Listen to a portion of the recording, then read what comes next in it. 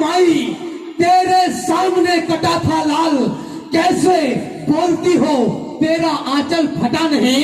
बोली क्या है दुख आज तुम ही बताओ राम, पुत्र ही कटा है स्वाभिमान तो कटा नहीं। पुत्र ही कटा है स्वाभिमान तो कटा नहीं। ये वही धरती है जहां माए अपने बेटों से कहती थी कि तुम रणभूमि में बलिदान होगे तो मेरा गौरव बढ़ेगा।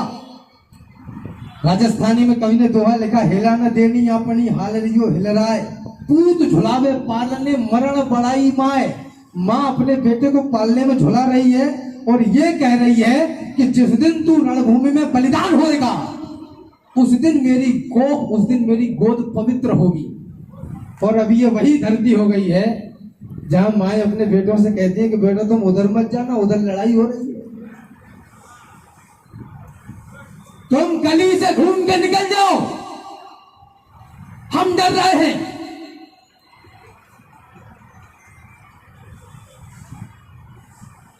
हम डर रहे हैं।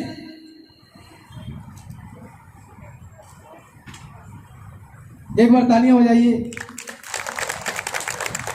और इसी श्रृंखला में उधर मेरे कुछ मेहमान भी खड़े, उनसे मेरा निवेदन है कि वो भी अगर आना चाहे तो निकल आए। फिर मैं 5-7 मिनट आपके बीच में और रहूंगा विशेष रूप से, और उसके बाद में फिर ठीक। हम डर रहे हैं कि आप उधर से मत निकलना।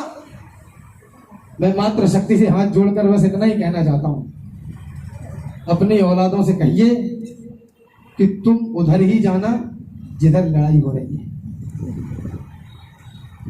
ये कौवे इसलिए बोल रहे हैं क्योंकि कोयले मौन है और कोई विशेष बात नहीं है। क्या होगा आपके जीवन का सबसे बड़ा लॉस, सबसे बड़ा घाटा यदि कुछ होगा तो ये होगा कि तुम मर जाओगे।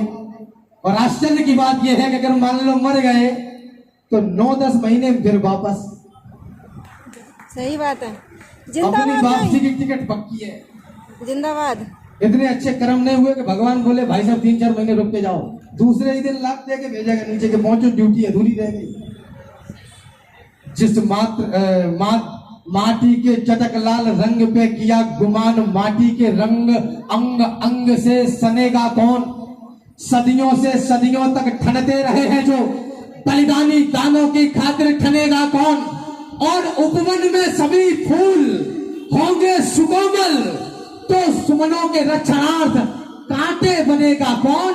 और जननी जनेगी सुकुमारी सुकुमार यदि तो फिर रणचंडी और नाहर जनेगा कौन। जिंदाबाद। बढ़िया।